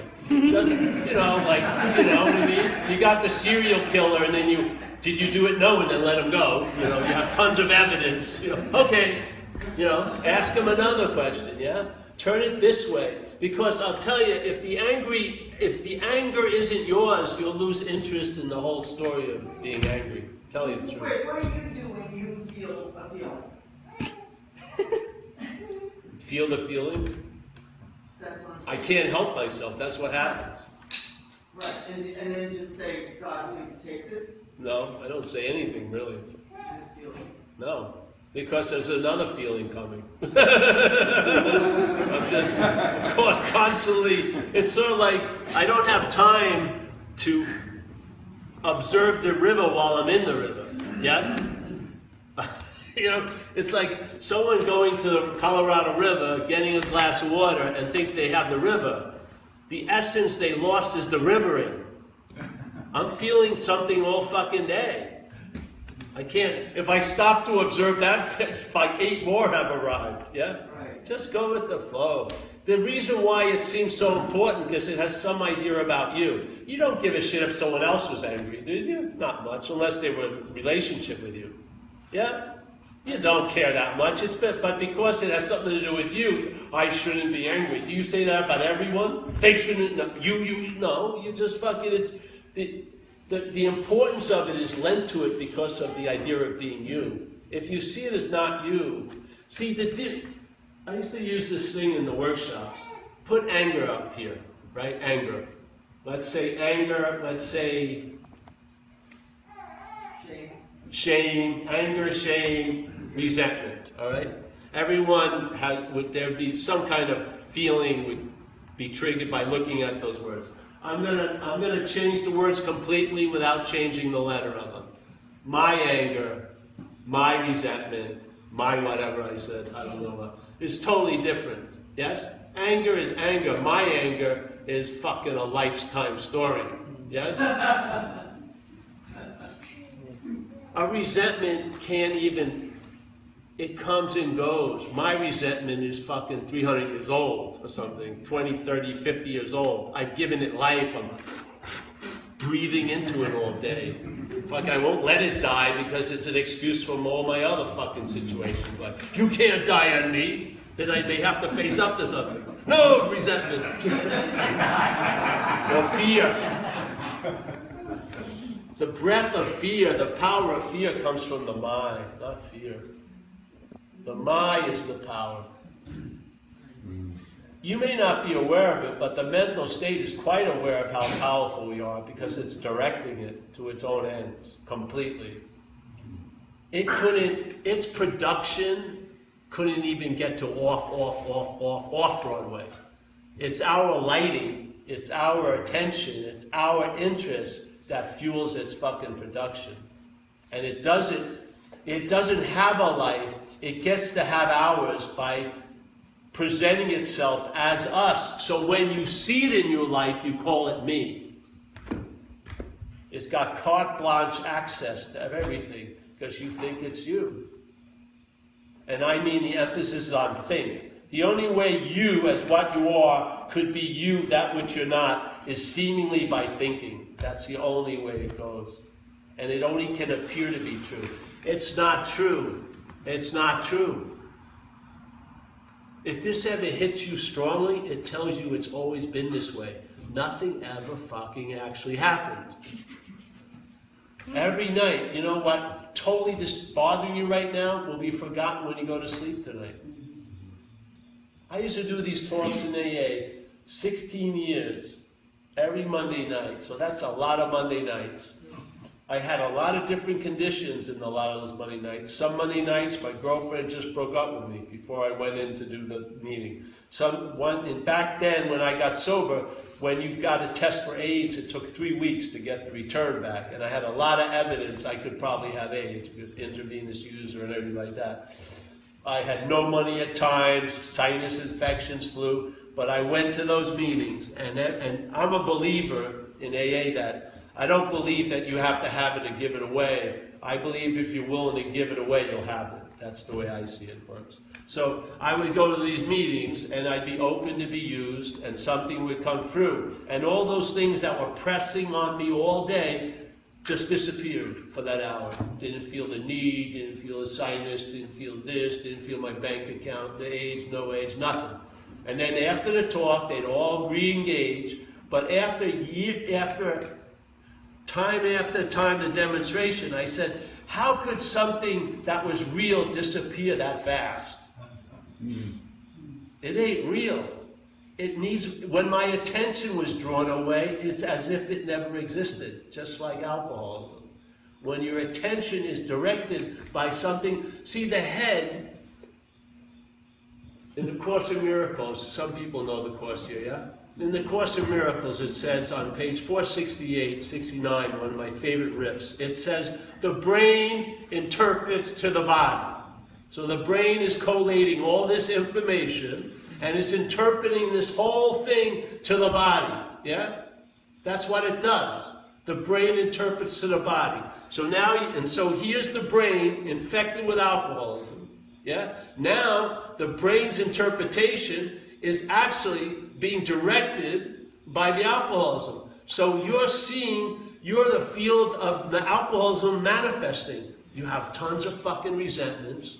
You have a mimicking of fear built on mental anxiety because you have total faith in the thoughts and the thoughts are telling you it's going to be terrible next week. So you're fucking feeling like you're getting a slight shock all day. Feels like fear, but it's not coming from what's happening. It's what's not happening. The whole thing is empowered, yeah? Empowered.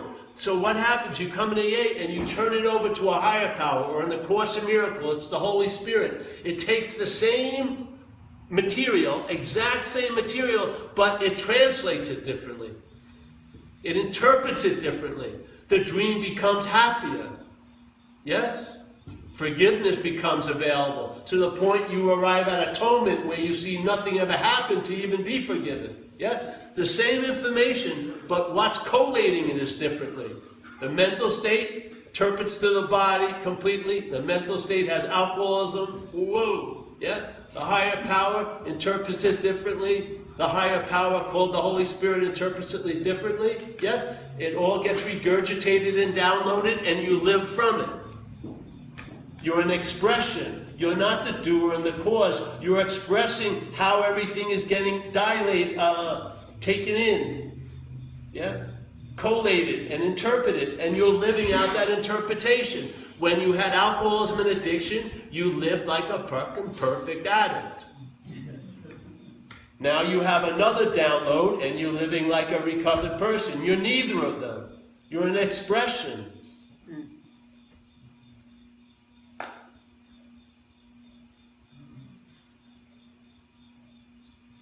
And it's tactile. It's not a freaking idea.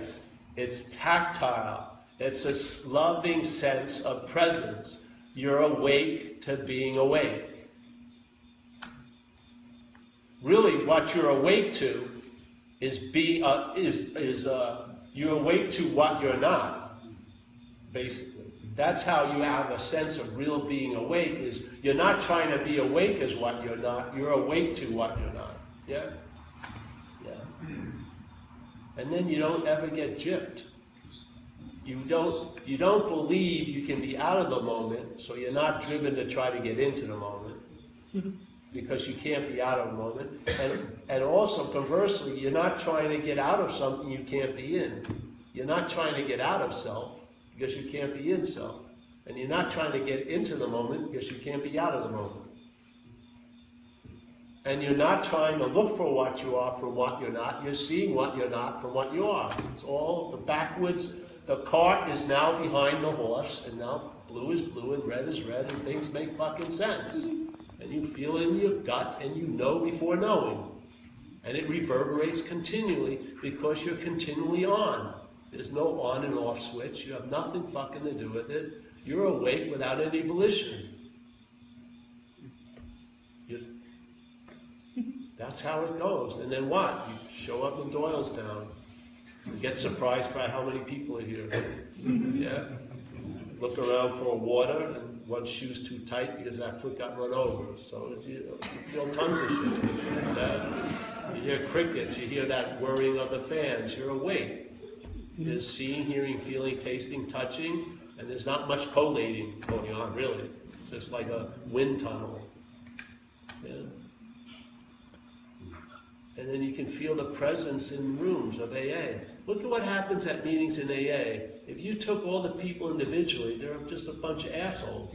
But if you put them collectively, they produce a sweet bouquet. There's a loving power expressing itself through our group conscience right now. You don't feel it in this room? There's a juice here. It's not yours or mine. It's just here. And don't pin anything on me. I have nothing to do with this at all. I'm like the most unenthusiastic deliverer of a message.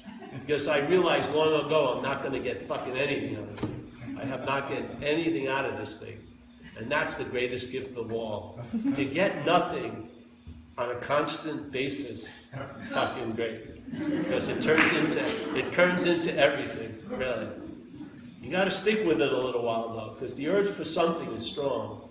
But if you can just stay with nothing, yeah, nothing. You don't have to throw another log on the fire. You don't have to try to just leave it alone, man. It's self-igniting. Just let it be. You've been served a subpoena, and you'll be called to court. But it won't be the court of the mental state. You've been convicted there already.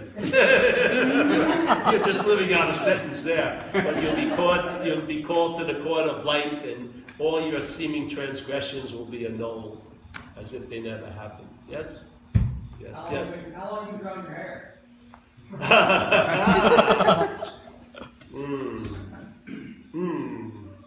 I have a traveling hairstylist. She was off today, though. It usually looks a lot better than this. I don't have my regular moisturizer. in cream. I have some people like the Jesus look. I'm sort of caught by my followers now. I can't get a haircut. They want me to look like a West Coast Jesus person. I don't know. I got a question. Yeah. So, what you're saying is, A lot. yeah. Yeah. And I try to boil it down to one kind of like idea. It's for me. I've always tried to find out who I am because I wanted to see who I am and the reason why I did the things that I did. So you're saying that I should stop looking for. Well, look at who you're not. By seeing who I'm not, and I find out who I am. Yes. Yeah. See, you can't study what you are because you're it. Yeah. You can't know what you are because you're it. You can't you can't experience what you are because you're it. Yes. So, but you can know what you're not. You can study what you're not, and you're experiencing what you're not all day. Yeah. But the possibility about us, we have only one possibility, and that's being it. Yeah? So the only way, if you don't have that sense of being it, a weird way of sort of arriving there is through negation. You negate what you're not, and then you find out what you are, instead of looking for what you are from what you're not. Many of us have done that. It's a failed system. This is just a simple correction. So it's always the after effect of seeing what you're not that you find out what you are. Yes. In a way, you see what you're not, and it's the seeing of what you're not, that's what you are. So the act of seeing intimates something. You can't, it's not like you know it, because being it, I can't really explain the flavor of it, but there's a flavor to it. And the flavor, the way it seems to become obvious to me is in the seeing of what I'm not. I get a hit of what I am, yeah, because I'm the seeing of what I'm not, yeah. So everything you can see, you're not, in a way. Like there's a great Zen master. If you ever want to read a book, a very short book called The Teachings of Huang Po. You can get it for like 9 cents, I think, on Amazon or something. And it's an old book. And this guy was a master in like 1200s or something. What I like about him is one of his followers was a scribe for the emperor's court, like a writer. So his talks were written that night, not like 300 years later. So this guy caught the talk when it was happening, wrote it down. So he would say some beautiful things. He would say, whatever can be perceived cannot be perceiving. So we're all off the game board. Yeah? As the perceiving, when this is not the perceiving. Whatever can be perceived cannot be perceiving. And then he was the famous one that said, you cannot use the Buddha to seek the Buddha. You cannot use mind, big M mind, to seek mind. You cannot use light to seek light. Now, if you weren't the Buddha, he wouldn't have said it. Yeah? He wouldn't say it to Steve, Mary, Jill, Joe, Bill. But Steve, Mary, Jill, Joe, Bill are AKA the Buddha. So he was talking over Steve, Mary, whatever, over the head, hoping for the Buddha to hear, hey, Buddha, you can't use yourself to find yourself. But as Steve, it's doing just that. Yeah? So being identified as Steve, the Buddha is using itself to find itself. I don't think you need a 500-page dissertation. It's obvious there's something off there, isn't it? Mm-hmm. I mean, the greatest scriptures are one sentence. So you can't use the Buddha to seek the Buddha. So what he was saying, in a way, he was talking to Bill and Jim and Mary, because unbeknownst to Bill and Jim and Mary, the Buddha is there. Yeah? Never has not been the Buddha. Yeah? But what's hearing and receiving everything and claiming to be the hearer of the message, you can't use the Buddha, as Steve. Now that confuses Steve, because Steve has been practicing Buddhism to try to get some attributes he thinks the Buddha had, and he figures, I don't have them, so I better do what, practicing 30 years, and now he has a lot of investment in Buddhism, so he may not want to hear, you can't use the Buddha to seek the Buddha, because Steve may have gotten this little weird feeling that that's exactly what he's been doing for 30 years. And that's not going to go over well to Steve. It isn't. I'm telling you, I've watched it before, in live. So the thing is, I'm saying here, obviously, Huang Po wasn't a sadist or he wasn't trying to fuck you over. He saw the Buddha in all of us, and he was talking to the Buddha. Yeah, Buddha, aka Steve. You can't use yourself to find yourself. Yeah, that's the message. That's the whole message of non-duality, really. We're using the light to find the light. We're using mind to find mind. Yeah, we're using the Buddha to seek the Buddha. There's something fundamentally flawed there. Or in AA, we're using self to get out of self. Yeah? Or self is using us to get out of self, which means self can't get out of self. Well, the Buddha can't find the Buddha with the Buddha, because it is the Buddha. Yeah? The huge difference is you can find anything that's not you. But you can't apply looking for you if you're you. You can't. Yeah?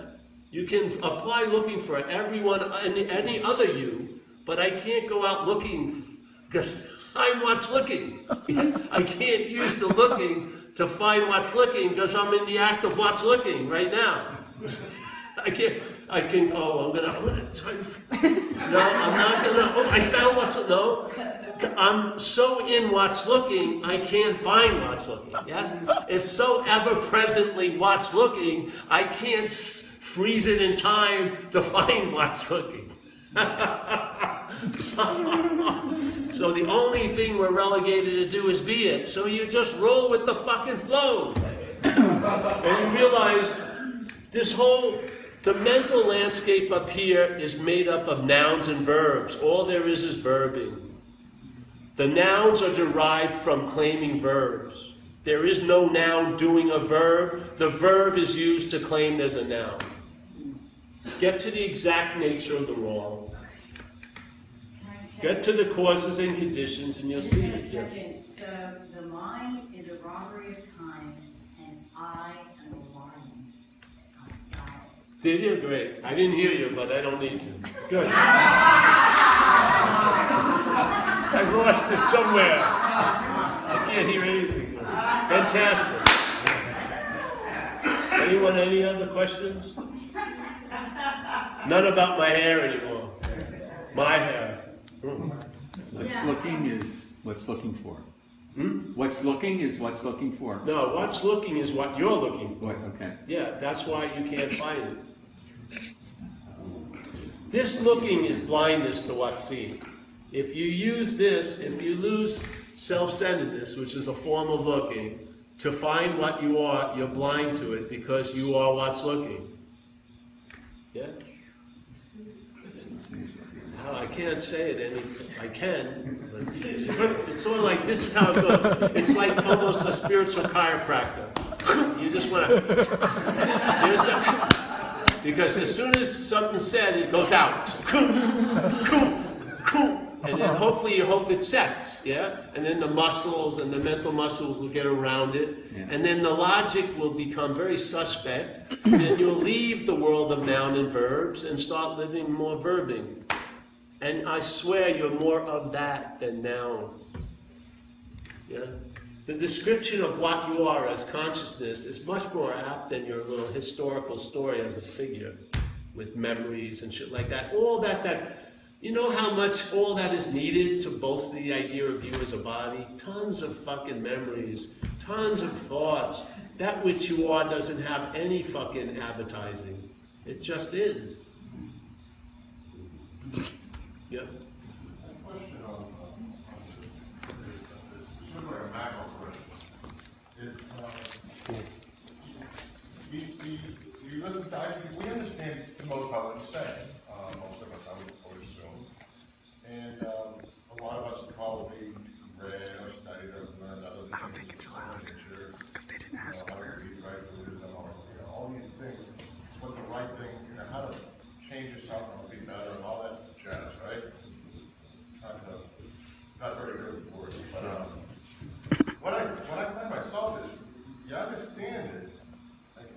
makes sense. And then life gives you a beating, and you don't have time to, it just seems like you just engage life. And from I'm wondering, from your experience with others, as maybe you've seen others try to learn from you and these things, is there some type of insight that helps us maybe get to a better place where we're struggling with life itself? Yeah, you know what happens? You lose interest in getting to the better place. And that becomes a better place. That's what happens. You lose interest in improving and getting better and stuff like that. You do. You really do. I mean, I'm in a, not a super comfortable situation. I mean, if I was down on the streets, then there would be a drive and a motivation as the action figure. But they're really the greatest gift as coming out of here is acceptance, really, of just like not being moved, not every day a call to arms. It's more disarming, yeah? I mean, yeah. As they say in AA, Rule 62, don't take yourself so seriously. Yeah, that's exactly what happens. See, if you tried not to take yourself so seriously, that would be taking it seriously. But you actually, that's actually a description of an effect. You just, you stop taking yourself so seriously. And when something is intolerable, you act accordingly. Yeah? But for me, the biggest felt difference was acceptance, really. Like, because I felt like a hand in my back always pushing me forward. A drive to have to change something, or me, or another person. A constant, like the starting point would be a denial or a disagreement instead of acceptance. And now that's been changed, yeah. So, yeah. So now I'm accepting the fact that I'm over talking. It's coming to me right now. One more question or something? No, yes? We'll have to. Do you feel like practice is just kind of chasing your tail, and that if you're mapped for self-realization, it's just going to happen when it happens? Well, again, it matters, yeah? Whatever that thing you were saying could be an expression, or it could be used as a means to get somewhere. I think as an expression is fine. I don't know what your calling will be. You'll know your seed assignment. Maybe you'll be more interested in that stuff. But for me, it was the other way. I just lost all interest in it. I had trouble with my digestion at one time for a while. And I did all this stuff, and I sent my shit to this laboratory called Mount Something Lab in Tennessee. It's famous in the New Age world in like the 80s or something. And to have my shit checked out to see something must be wrong. And I was really excited. They sent me a thing, and I checked what I wanted them to look for. Of course, everyone always parasites first. You're taken over already by a parasite, but you're afraid of parasites. I'll make sure I don't have any parasites. You're a huge parasite.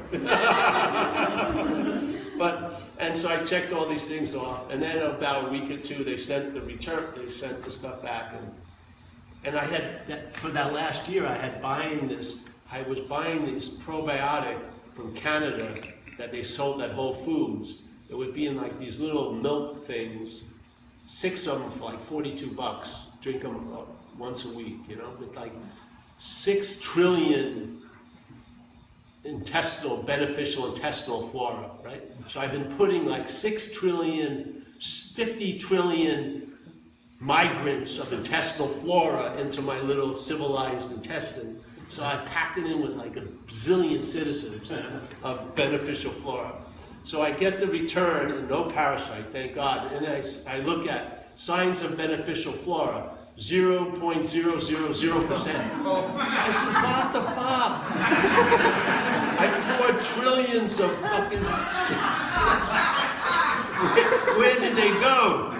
I didn't see them migrate out. They didn't come out that way.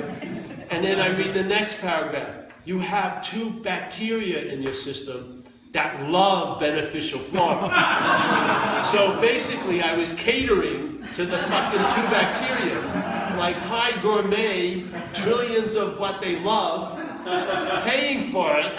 They never even had to call the fucking restaurant. I delivered for a year. So in a way, you could do a test on me now to see if there's any spirituality in me, and there's 0.0000 signs of spirituality. There's absolutely no signs of spirituality.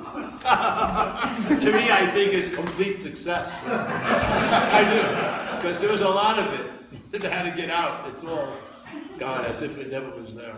I mean, my interests are so meager. You know? I'm wondering if the Yankees won tonight or something. You know, it's like, oh, I'm gonna get those marbles and no stuff like that. Oh my God. I'm not, you know, it's obvious you're awake. It's obvious you're awake. Aren't you on right now? I'm not trying to be on. I'm on like completely, like bright. Everyone is. I think most of us, in the attempts of being awake, are trying to not be awake, really. To tell you the truth. I mean, it's not nice to be awake if you're awake as a self to all those thoughts at 3 in the morning. I mean, that's the whole pharmaceutical business, is to really limit awakeness, because we can't take it.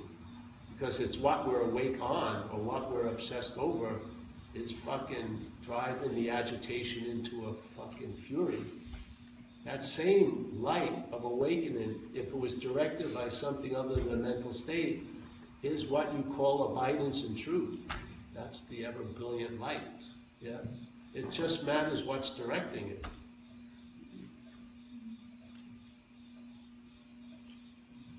So, yeah. Your arm should be falling off. So yes. One more question. Yeah, Yes. I just I really appreciate. I have to leave actually. First of all, thanks for being here. And Thank you for having me. yeah, when you were talking about the parasite, you know, back when you were talking about recovery, Yeah. and that when we were stricken with alcoholism, you know, that parasite is really driving us to do what we did. And I just wanted to hear a little more about that, like, because it really felt like I had this moment where I could just like leave it, because I've been through so many 4 steps and 9 steps and steps, but always I've been carrying the guilt still from. Yes, see, that's it. Because see, below the alcoholism is the addiction to self. And the addiction to self's biggest plank is the doership. So you can get recovery from alcoholism, and you may not get recovery from self. Yeah? You can see it. The self still is dominant.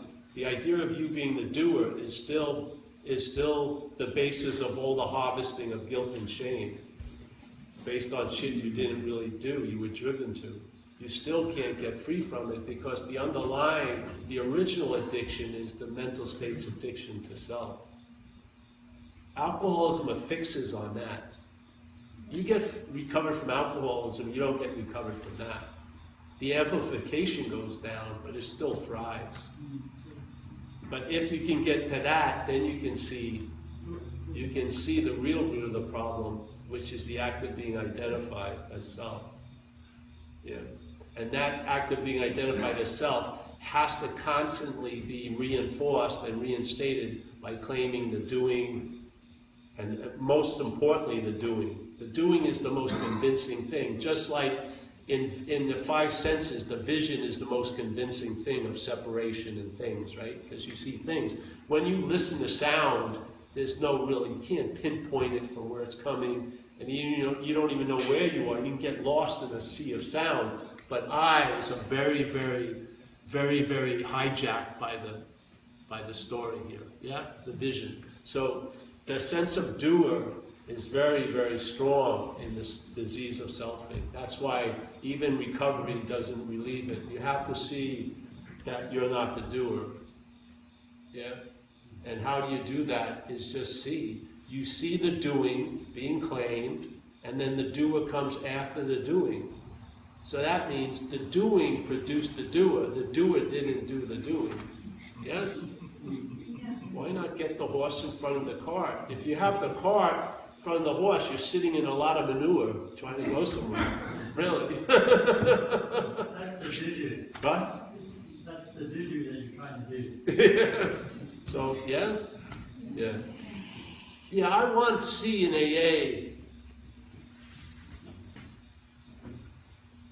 I don't want any ceilings built. Yeah? You can go as far as you can entertain. AA's got a huge, huge launching pad. And it can take you as far, and it will actually not even take you, it will allow you to express what occurs. AA is a way of life that is quite, it's a great conductor of light, AA. It really is. And it gives you, to me, it's an incredible, see, I believe non-duality is, it's the illumination of whatever path you're on. It's not a path to illumination. I'm already on a path, which is AA. Non-duality illuminates that path, yes. And because you get to the real thing, because,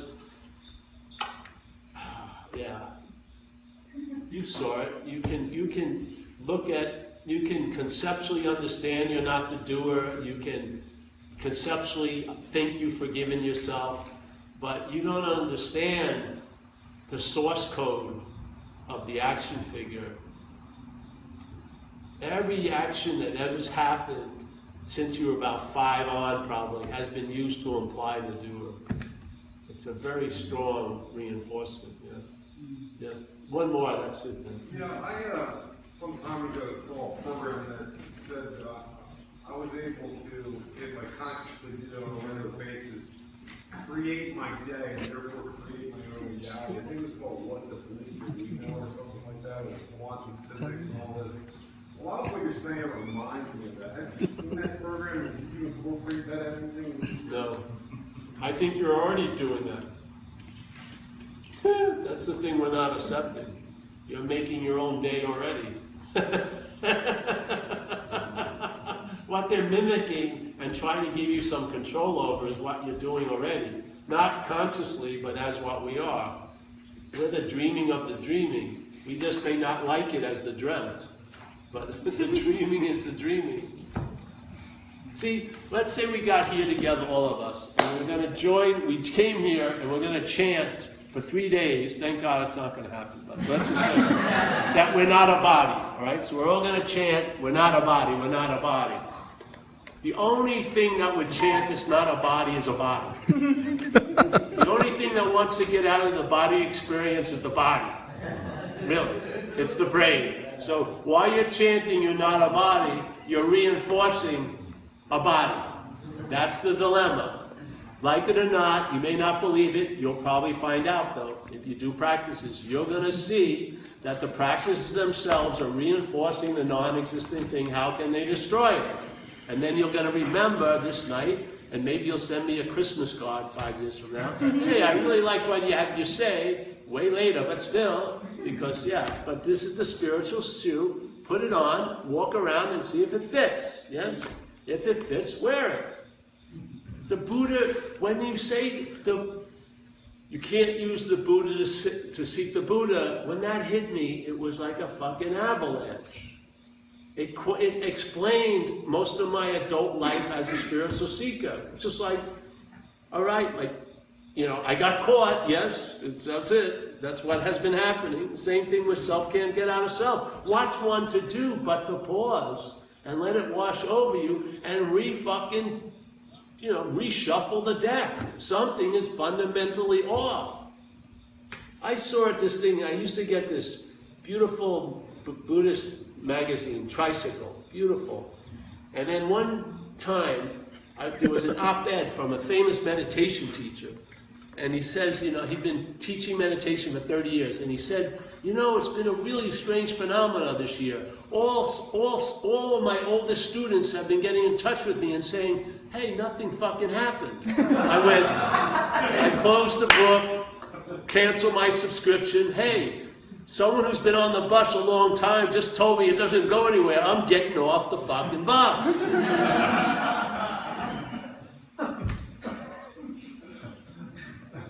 You can't do yourself out of the doer. You can't think yourself out of the thinker. It's impossible. I've tried it.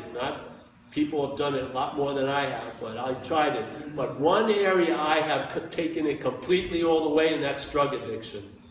I would match my devotion to cocaine with any great devotee in the annals of spirituality, like the monkey god, you know, I'd be right there with him. I love fucking cocaine. I'd do anything for it. I'd take anything from you to do it. I gave everything to it. Even when it treated me terribly, I still stayed there, yeah? And you know what? You cannot transcend an imaginary place. You're not going to get out of here because the here you think you're in isn't here. We're in a mental here. We're in a mental here chock full of there and then. Yesterday and tomorrow. No, the here is always available at all times. What's happening has one quality, what's not happening doesn't have, which is it's happening. You may not like it, but you're seeing, hearing, feeling, tasting, touching right now. You never do that in the past or the future. All you see is you there, the you that you're not. Yeah, so that's it, eh? Hey, thank you so much.